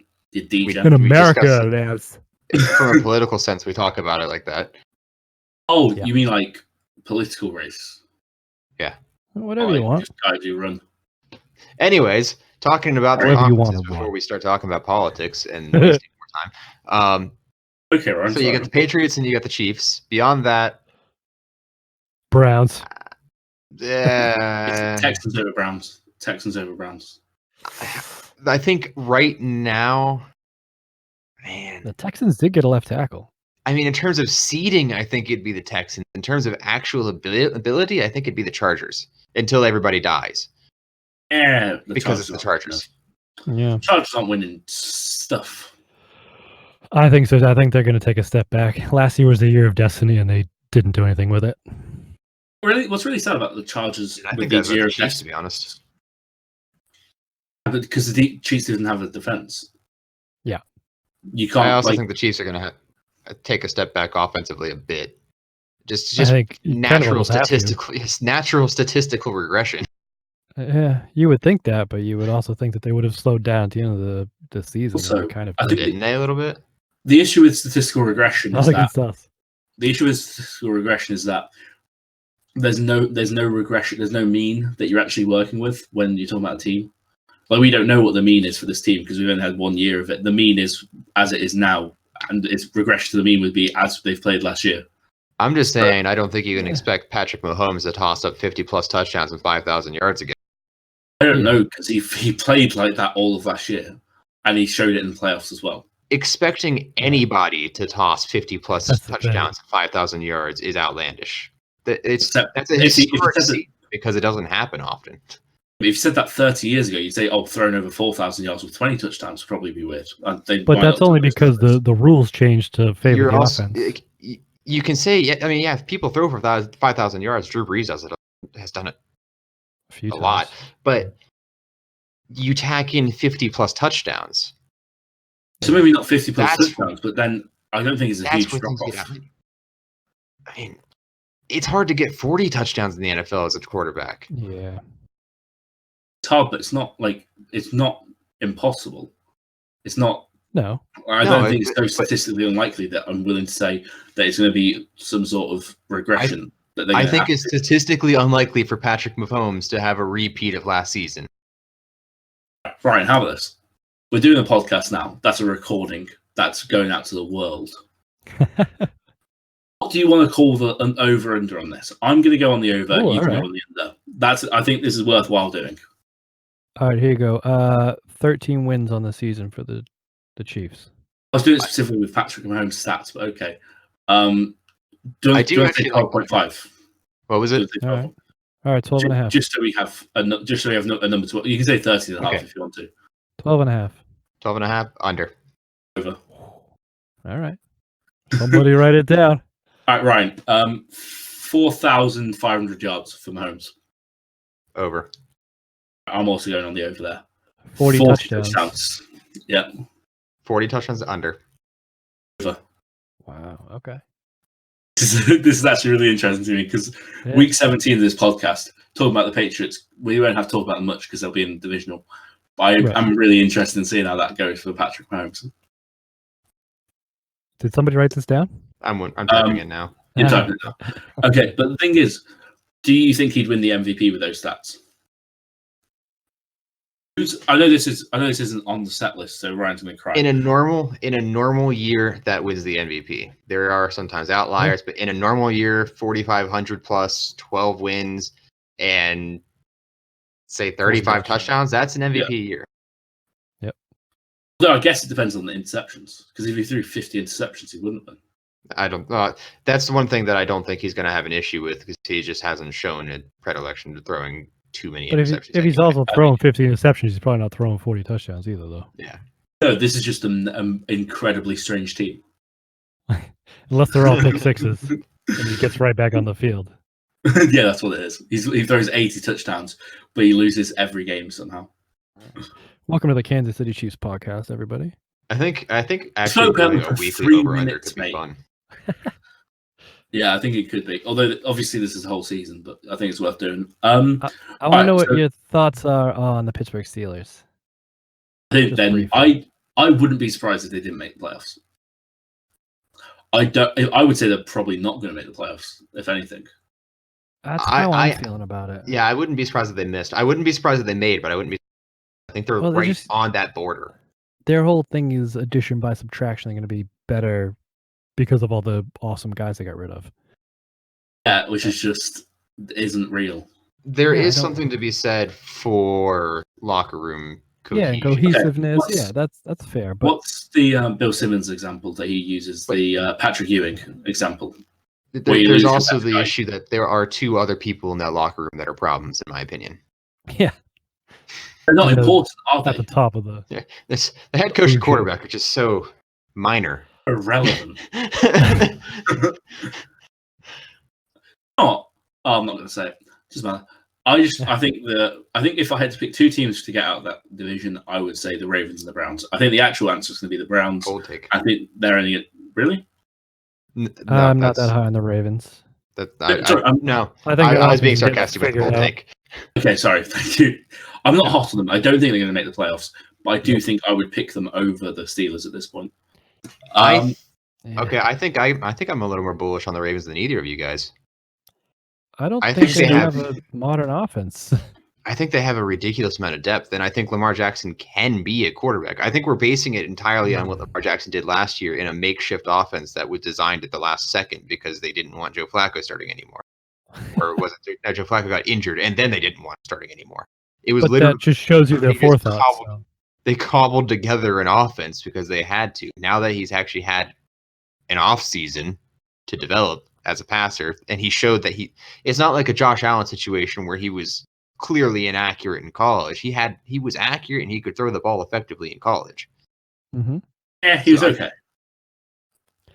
He got a lot better throughout college. His last 2 years of college, he was more than just an okay passer. Yeah, but then you saw him against the Chargers in the playoffs, and he looked lost. Basically daring him to throw the ball, and he couldn't. He looked lost until the fourth quarter when he started making a lot of throws. That's true. Okay, so if you had to pick 6 teams to make the playoffs from AFC, what are your 6? All right. Pats, Chiefs, obviously. Yeah, Pats, Chiefs. Yeah. Obviously, we all know the system is 1 from each division and 2 more who are wild cards. Now I'm just explaining this for the new guys in the audience. All right, AFC North, who do you got? That's what it comes down to. Well, okay. Pats, Chiefs, Texans, Browns, but at the same time, I could see them crashing and burning. At the 2 wild cards, Chargers, Jacksonville. I would go Jacksonville. I was going to say the same thing. Jacksonville and the Chargers would be mine. I don't like Nick Foles in a 16-game season. Sure. Actually, no. I'm going to change my mind. I'm going Colts. I'm going Colts. I don't care. I would take the Titans over either of those 2 teams. That's ridiculous. No, it's not. They literally were just in the run. Like last year, they were in the running despite being decimated with injuries and having a rookie head coach. Yeah, but I would much rather have the Titans. Like I would much more easily take the Titans in the playoffs than the Jaguars, led by Nick Foles for 16 games with an explosive locker room, to put it lightly, and the Colts, who just had their franchise quarterback retire before the season started. Yeah, and we've seen the Colts. When you say you'd rather have the Titans in the playoffs, are you saying it's to make the playoffs? I'd feel more comfortable picking the Titans in the playoffs than either of those 2 other. I think once again, I think they have a higher chance of making the playoffs. Making the playoffs. Sorry, yeah, bit of confusion there. But for me, like the wild card spots, I don't see the Ravens losing that many games. I think the Ravens have a high floor. They don't have a high ceiling, but they've got a high floor. On virtue of that defense alone, I don't see much other competition for them. The only teams that compete to me would be the Titans, maybe the Jaguars, and the Jets for that 6th wildcard spot. I was also thinking the Jets might be a shout because I just like I like that team. I think the Jets have the ability to win 8 games, possibly. They could swing a couple more games. They could swing even 2 more games, but I think 8 games is basically where they're at. But just confirm, we're all agreeing on the same division winners. Yeah, it seems like. And so my 2 it's wild pretty chalk right now on that. Wait, but I almost went with exactly the division from the playoffs from last year. I just realized I've taken one team out. I think the Browns. Yeah. I've got Chargers Ravens as my wild card. Chargers Ravens. Wait, who do you think's going to finish above which? Do you think Ravens or Chargers? Chargers. Okay, and then I also think the Chargers are going to finish with a higher record than the Texans. I don't think that. I think they might finish with a higher record than the Browns. I think the Texans are going to get beat up by the. I mean, I don't think the Texans are that good of a team anyway. I do. I think they're winning their division by default. What's weird is we've all talked about how much we like certain teams in the AFC South, and yet we all agree the AFC South isn't very good. It's 4 extremely average teams. All right, I don't think the Texans are average. My wild card pick is going to be Bills Jets. King of shit mountain. Wait, did you just pick 3 AFC East playoff teams, including the one led by a guy that can't throw a screen pass accurately? Yep, I'm doing it. You heard it here first. Oh my god! Right, I just want to make a point about that. Is because Warren Buffett probably couldn't throw a screen pass, but he's one of the richest men in the world. So I just don't think that's a valid point. Saying I just don't think it's very fair. Josh Allen can't throw a pass accurately, but oh boy, he can jump over a guy. He's a playmaker. He's a leader. He's a leader of men. He looks good in shorts. He just wins football games. That's all he does. Circa 2011. It's not a game of stats. Hey, and what did Tim Tebow do? He brought them to the playoffs. And then he got smeared by the Patriots. That was one of the most enjoyable games. Right down to Tom Brady punting it on 3rd down. Oh, that's right. And Von Miller fighting. Yeah, and then the kerfuffle afterwards. I think wait for one team to find a player who can play punter as well as his regular position. Randall Cunningham. And it just fails miserably because they don't realize how difficult that is. Hey, I mean, the Cowboys found a guy that can kick occasionally and play safety horribly. It's a bit different, isn't it? Because he can't really kick very well. He also can't really play safety very well. Every time Tom Tupa came in back in the day, the announcer will let you know that he used to play quarterback. Oh, I don't think I ever saw him throw a football, but he used to play quarterback. Hold on. I just remembered something. Sorry, mate. What? I need to look this up. Yeah, that's actually who it was. That's who you're talking about.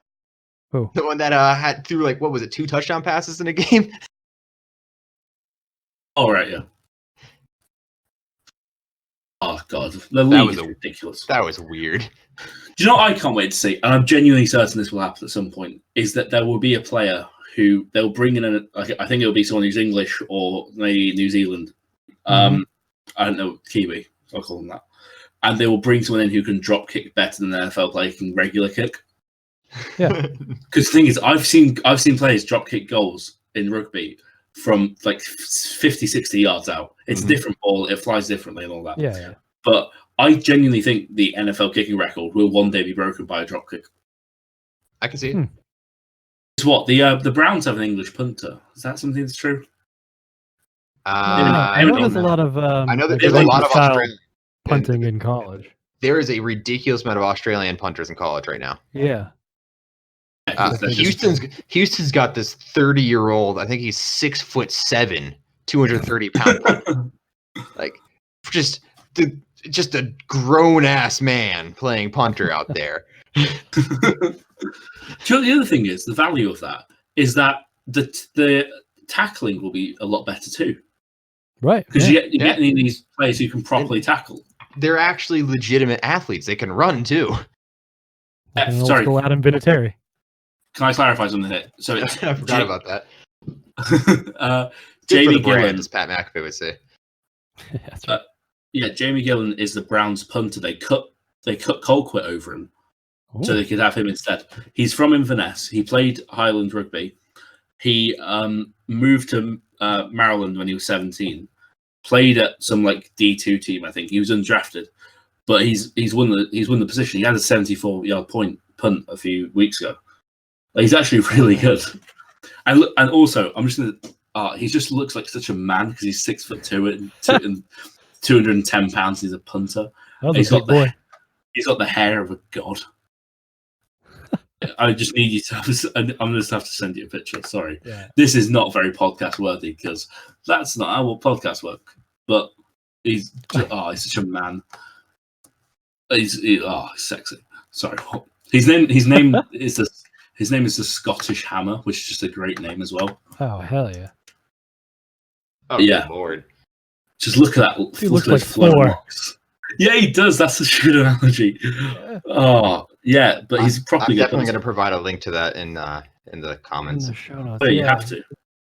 But yeah, so I think that. How many times do you think he's going to get tested for PEDs this year? Weekly, right? He's just Scottish. They're just mad up there. Bad shit. I'd say honestly. All right, NFC. Let's discuss the NFC briefly. When you're how many times have we spent talking about punters in this episode? Punters and offensive linemen. I'm sure people. Welcome are to the Big Straight Podcast, where we discuss the least interesting positions. So, up next, long-form discussion about long snappers. All right, so NFC, arguably a lot more difficult to call than the AFC. Arguably, in the sense of arguably, definitely. But arguably, black holes exist. But yes, I don't know why I love that. I don't either. Picture, but my feeling is on this. I think the East is the most difficult to call. I think the Bears are going to take the North. South's more difficult. Okay, so I just mean that none of the teams in the East should win. So basically, we're all in agreement that the entirety of the NFC is difficult to call. It's a shit show. I'm leaving that in there just because it's perfectly adequate to describe this. That's all it is. But when I talk about pigeons, it's never left in. I was going to make a World War I trench joke, but I thought that was Matt's territory holding a step on those toes. Now someone thinks I've made a pigeon joke that you've cut out. And they'll be like, I just want to hear that pigeon joke. Multiple pigeon jokes. Yeah. All right. Let's go division by division just to make it a little easier. Right. Easier to do the AFC. All right, NFC East. I've got the Eagles winning, but I've got a little asterisk there. Assuming Carson Wentz stays healthy. Well, let's pause for a second. Ryan, you're doing this a lot in this episode where you're like, let's just stay a bit back. Let's stay a bit back. Oh, Gunner's not going to be the greatest wide receiver ever. Oh, yeah. It's like, mate, just be real for a second. I'm being positive. Real. Positive. Think positive. The Eagles will win. The Eagles will win the NFC East. Nailed it. Thank you. Right. I agree with you. On the back of Josh McCown. I've changed my mind. I'm saying Cowboys. I'm going Giants. Excuse me. I think Eli's clone is going to lead him to the promised land. Okay. You're going full, what is it? Oh, full hot take. No, what's the term in D&D? Chaotic. Oh, yeah. Chaotic good, maybe? No, the bad one. Chaotic evil. I guess, yeah. I don't know. Yeah, I think putting the Bills and the Jets in the wild card spots, that's pretty chaotic good. Okay. NFC North. Bears. I agree. It's none of those other teams. The Packers are past their prime. The Vikings with Cousins don't scare me even a little bit. Has he thrown a touchdown this preseason? Because I don't think he has. I don't think the Lions. Stats, but I think the Lions are the Lions are probably a year away still. I like them. Be a year away for 15 years. The Lions are going to pull wins away from other teams, but they're not going to make the playoffs. I could see them as a playoff team, like a bubble team. Here's the thing, they're the worst team in that division. I don't know about that. Yeah. I think they're the Yes, they are the worst team in that division. No. Right. I will fight you. You can't just say they're the worst team then. But where are your stats? The season that hasn't happened yet. How dare you? Yeah. Show me their win-loss for 2019 and I'll believe you. Chicago Bears are going to win that division. Yeah, we all agree on that. Chicago Bears are going to be the number one seed in the NFC. Nice. Yeah. I mean, but Saints. Panthers. There's my prediction. I don't. I think the Saints are falling off this year. Why? Drew Brees has fallen off historically the last 2-3 seasons late in the year. I think he's getting there. I think he's getting old. I think he's showing it. Is this a Max Kellerman take right here? I think he's showing it. I think they're going to start off strong like they usually do. Use the word.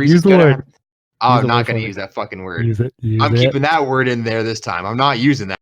Use it. No. What's the word? Cliff.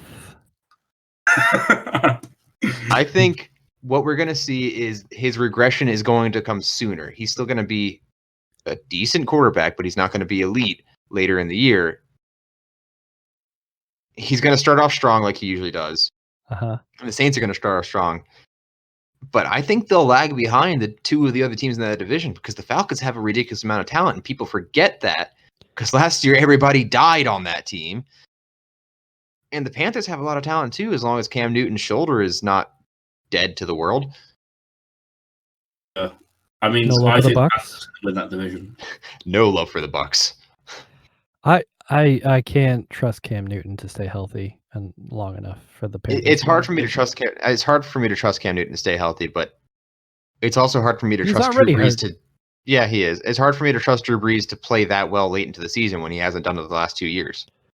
Yeah. Brian, who are you saying winning that division? Falcons? You're going to do this to me after Cam Newton got injured.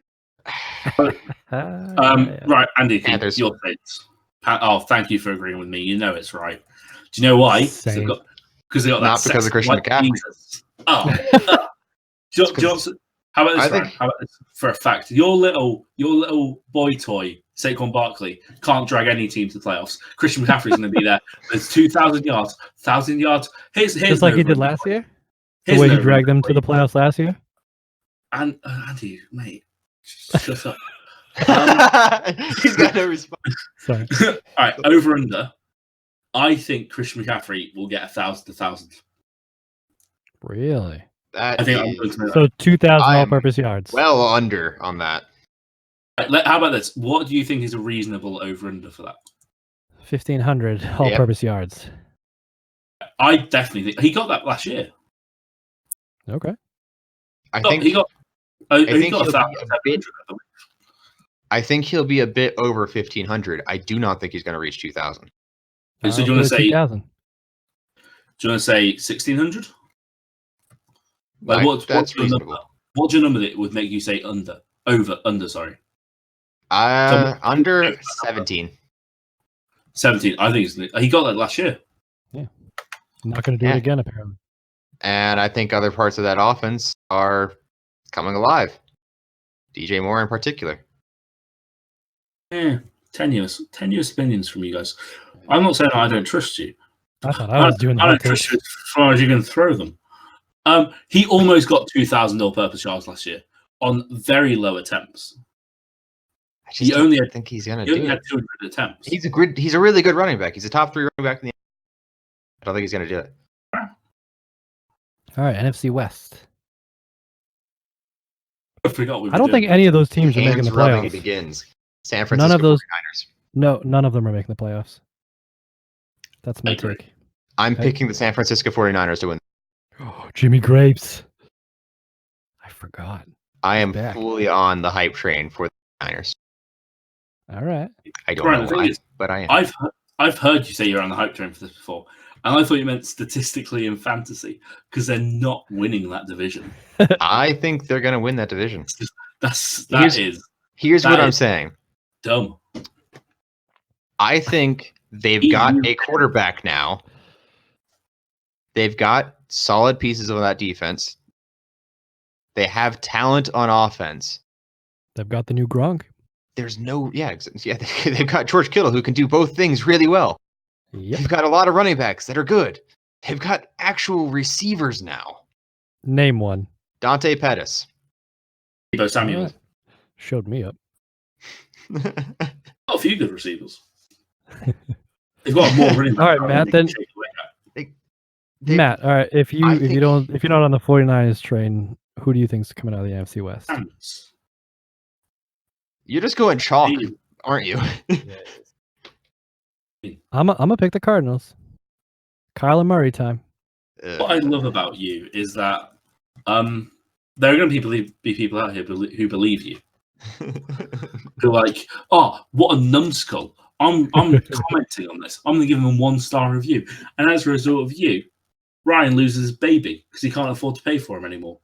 That's despicable. That's despicable. Ryan, congratulations. I'm so happy that 2 people can be so wrong about their picks, and I'm going to look like such a genius when the 49ers win this division. I like how little love we've shown for the Seattle Seahawks, though. I'm currently considering changing my pick to Seahawks. Nope. The Seahawks are going to win 8 games, and they're going to be happy about it because they deserve nothing more.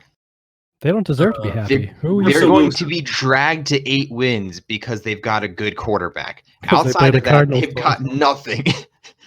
Well, I mean, they've got a great middle linebacker too, but and they now have a good edge. Oh, they do, yeah. Yeah, they've got a really good run stuffing edge. He's not a good pass rusher. Well, he's not. They play he's a good pass rusher. He's not a great pass rusher. They play the AFC North this year. Does that change your opinion on 8 wins? No, I don't. In Ryan's mind, they've got 3 solid teams in the AFC North. Well, to be fair, the NFL, as it stands right now, is a whole lot of not very good teams. Which is by design, though, isn't it? Yes, exactly. That's why it's very safe to say a team's going to win 8 games. But the Seahawks... Yeah, way to go on a limb. The Seahawks genuinely, I think, are just 8-9 wins. Like, they can make a wild card purely because Russell Wilson is magical. But they don't have a whole lot outside of Russell Wilson. What really pisses me off? Russell Wilson will driving on the wrong side of the road. Yes. Russell Wilson will be the most underrated QB from this generation. Yes, absolutely. Undoubtedly. Because he's got a top one 5 quarterback. Easily. And he has been his entire career. He is easily a top 5 quarterback to me. I'm not that high on him. I don't know why. Look what he does with what little talent he has around him. That's been his excuse for so long. It's not an excuse. It's literally a strength. He does a lot with a little. Top 5 quarterback wouldn't have thrown an interception to lose a Super Bowl. There, I said it. I mean, we did have a quarterback that lost the Super Bowl by fumbling. That's not on him. That's the offensive line. Because he also threw 500 some odd yards. You could also, Russell Wilson had a really good Super Bowl until that interception. He had a lucky Super Bowl. He shouldn't have been down on the 1-yard line anyway. And what's your helmet catch 2.0? What's your top 5 QBs? Mine? I said Ryan, so you cut out when you said Ryan. I apologize. Ryan, I'm asking Ryan, but then you can answer too. Because you know that's how podcast works. Give me 1 sec. Oh, I'm gonna go first because I'm gonna shoot off the hip. Brady is number 1. It doesn't have to be an order. Mahomes is number 2. Brady, I'm gonna put at number 3 again because he's had 2 good careers. Let's see. I put Deshaun Watson up there. That's Brady's only had 2. Brady has only had 2 Hall of Fame careers. As much as I tried to run the numbers to make it 3, it's been real close, but it's not quite there yet. Another 5 years, maybe. Or 3. Okay, my top 5. Do you know me? Of course, I've done that. I've got my top 5 now. All right. Just briefly looking. Number 1 is still Tom Brady. Number 2 is Pat Mahomes. Mm-hmm. Number 3, but could slide down, is Aaron Rodgers. Yep. Number 4 is Drew Brees for now. Number 5 is Russell Wilson. I could see Russell Wilson sliding up 2 spots because I don't know if Aaron Rodgers can play a full 16 anymore. And you know what's really interesting to me? Just feel like Drew Brees is going to regress. You've said almost the exact same list as sportingnews.com/us/NFL/news/NFL-worst-worst-1-32/11. Are you saying he looked this up? B6G0. He wasn't pausing to make his list. He was just pausing to Google it. LBZO5RZQ. And you have done it exactly. I'm sure it's such a controversial take to have Tom Brady, Pat Mahomes, Aaron Rodgers, Drew Brees, and Russell Wilson in a top 5. They actually had Mahomes above Brady and Rodgers too. That's gross.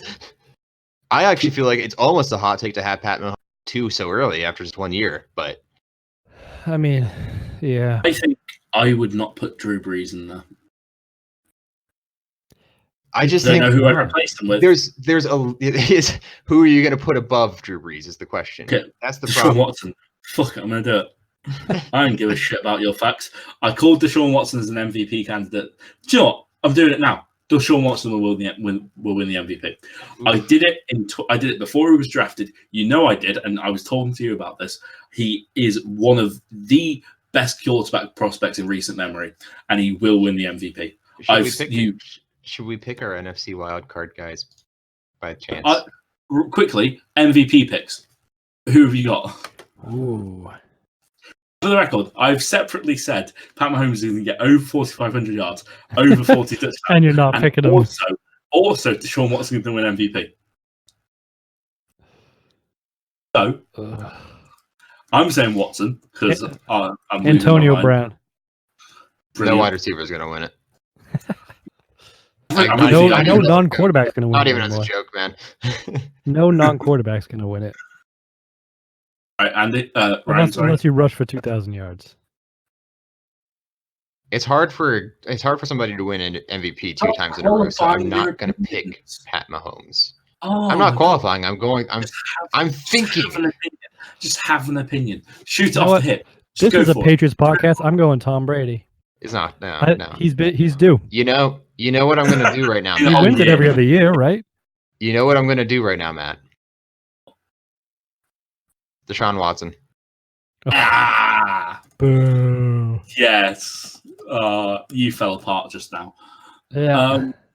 You're so strong all the way through. No respect for you. NFC wildcards. I'm going to say Packers and... I have to go Saints. But I think Falcons. No, I'm going Lions, Falcons, yeah. I'm going Packers, Falcons. I don't even remember who I picked to win each division anymore, to be honest. Saints, Cardinals. So, Andy, you're saying Falcons and Lions. Yeah. Falcons, Lions. Okay. Ryan? I think Ryan's still Googling it. I'm going NFL.com/rankings. The Vikings are going to be my 5th seed. Vikings are going to be my 5th seed. Cowboys are going to be my 6th seed. Yeah. Here's the thing. When was I don't know when the last time that Aaron Rodgers didn't make the playoffs. Yeah. Did they not make the playoffs last year? No, the Packers missed the playoffs last year. Did the Vikings make the playoffs? No, the Vikings didn't make it either. It was just the What Bears. happened last year? What league is this? I'll get back to you in an hour. What the hell? No, I miss a year. I almost immediately regret my decision, but I'm sticking with it. Which one? You've made plenty of bad ones. Your whole life. Let's discuss bad decisions with your entire meme picks. Not at all. I'm just an optimist. We've been over this.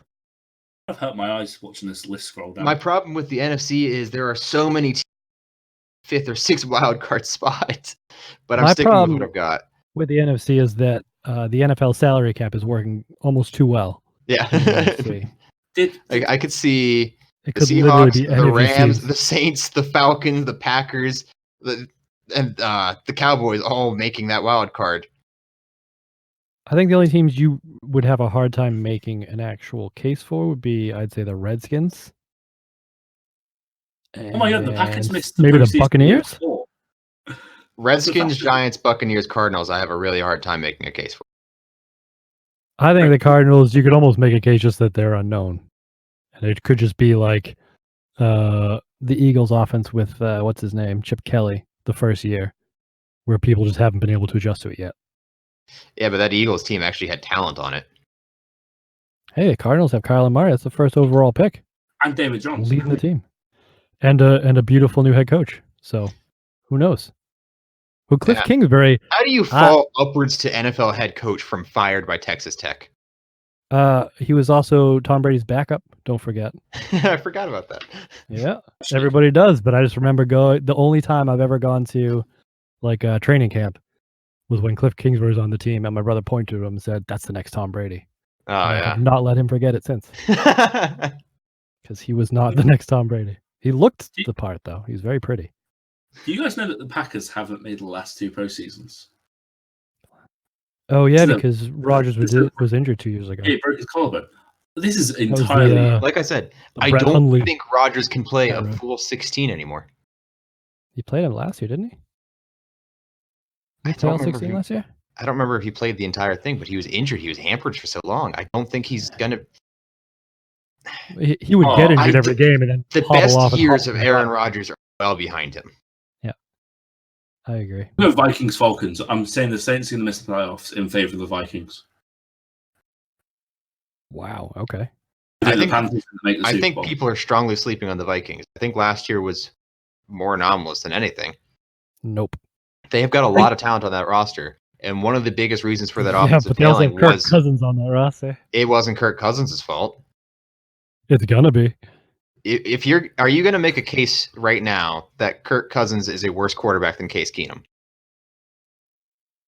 I'm gonna say he's not a better quarterback than Case Keenum. He is absolutely a better quarterback than Case Keenum. It's It's not actually even quite nice. close. What's quite a nice Nope. study of this is we can compare when Kirk Cousins was starting for the Redskins to when Case Keenum this year starts for the Redskins. Yeah. And we can appreciate the fact that Case Keenum will not win 4 games. Case Keenum's not a good quarterback. Case Keenum had a really hot streak, and the one reason he was successful is because he could have really bad offensive line they had, and the horrible play calling they had because why 7-step drops all the time, man. Step drops with that offensive line is like driving into a wall and thinking that a teeth upon your seat's going to fix it. That's why Kirk Cousins, as Brett Coleman explained thoroughly, that's why Kirk Cousins struggled, is because they had horrible play calling constantly. They were stupid. Like short yardage situations, they passed every time instead of more than effective. Yeah, it's not a good team. What I think is that we're coming up to. Yeah, we need to do our End of the pick'ems and then sign off. Yeah, I think we can skip the schedule week by week because we're going to pick a team every week anyway. Yeah. All right. So gonna start off Thursday. How are we doing this? Opening day. We're just gonna pick. All right, Stan. Yeah. Thursday, opening day. You know they have websites for this, right? I'm literally staring. Also, Yeah. Andy, do you like websites? I've never heard you talk about websites before. We're gonna Why don't you make a website about how much of a bummer you are? We're gonna make the pick'em later, but we're gonna just do the picks here. I'm staring at the schedule right now. We're gonna do the picks here. All right. Are we doing this against the spread or no? No, it's just doing picks. Don't do that bullshit American gambling nonsense. Okay. Packers at Bears. Yes. Opening night. At Bears. Bears.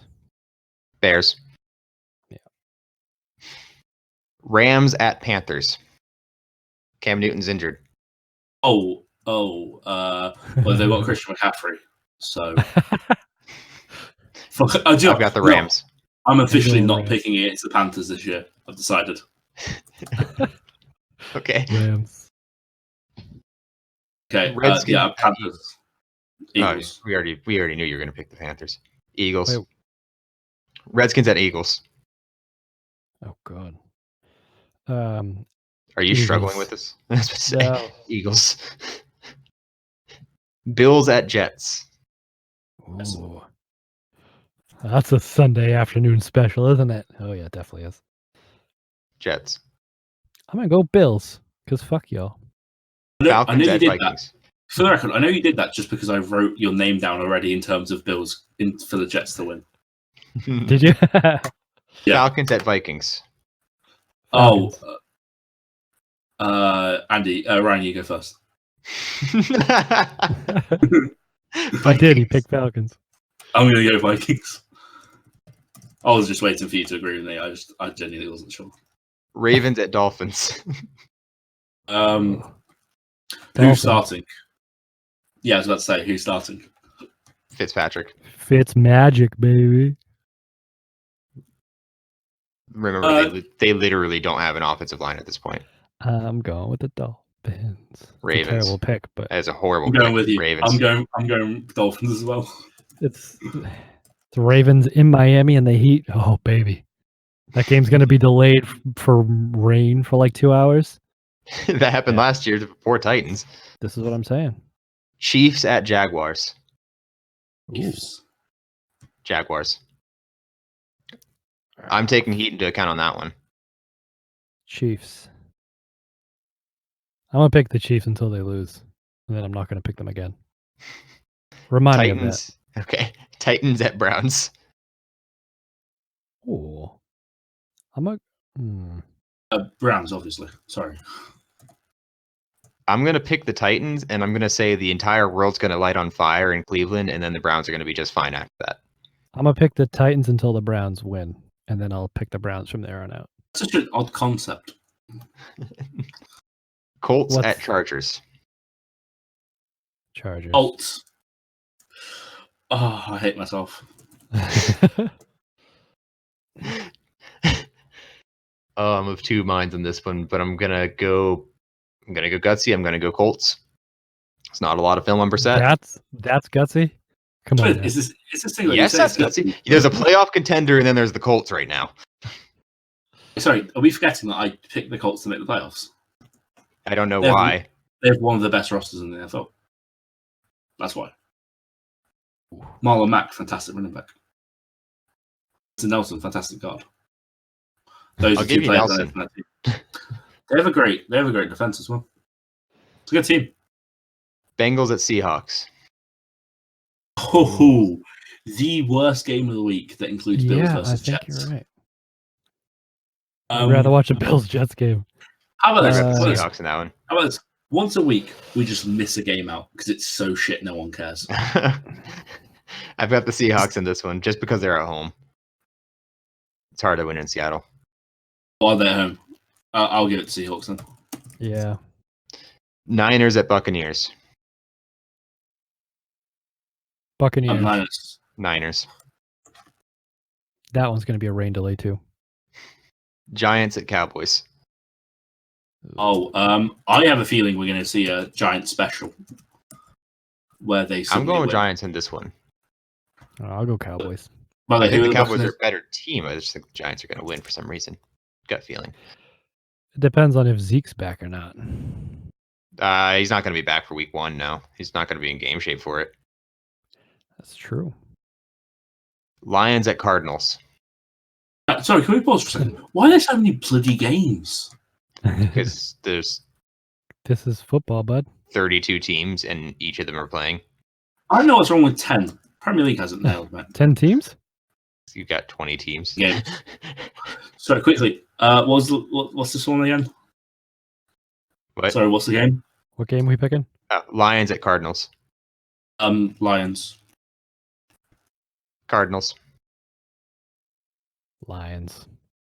Ooh. I know you're torn on that one, Andy. I was. He's the only person. Cliff King. He's the only person who could call Cardinals to make the playoffs, and then I called both of those teams to make the playoffs. Thank you very much. Oh yeah, you did. But I think I have Lions ranked over them. Well, in my mind, I don't think I actually said that. But Steelers at Patriots. Unfurling that banner. Steelers. Whoa! On the Patriots podcast. Don't worry, that was purely for comedy's sake. You better be typing in Steelers after saying that. Patriots, obviously. You can see me typing. I'm staring at the schedule, not what you're typing. Okay, Yeah. sorry, mate. Look at Monday Night Football, the first one. The one with, I would say proper commentators, but neither of them have proper commentators anymore. Nope. Texans at Saints.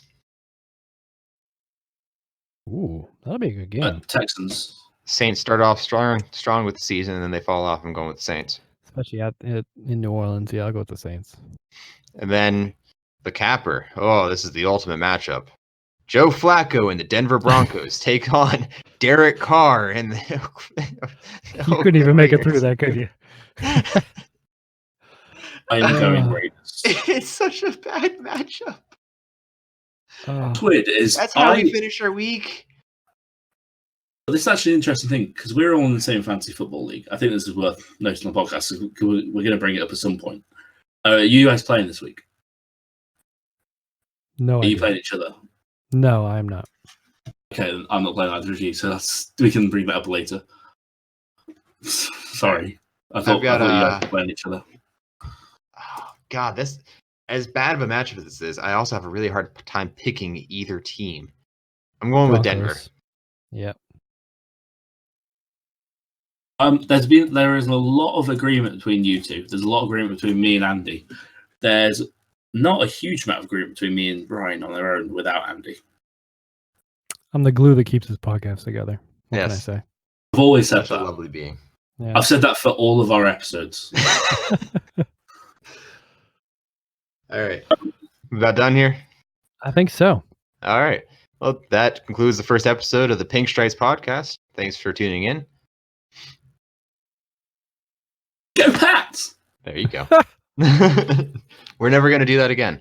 Subscribe and unsubscribe. Subscribe, unsubscribe, resubscribe as they every. Give me 5 stars. Throw a big old fat like on it. All right. We're done.